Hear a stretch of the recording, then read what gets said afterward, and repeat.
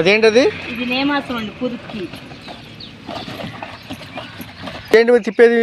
ఇది చేప పిల్ల ద్రావణం అండి. చేపలది వేస్ట్ తీసుకొని 10 కేజీలు వేస్ట్, 10 కేజీలు బెల్లం తీసుకొని దీన్ని 15 రోజులకి తయారవుద్దండి. ఇది ఎందుకది?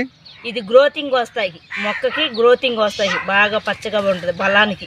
చిన్న డబ్బాలేదండి? ఇది చిన్న డబ్బాలేదు కూడా ఇదే.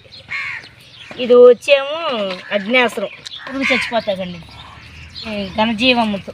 ఇది బలానికి, మట్టిలో నీటి శాతం పెంచటానికి.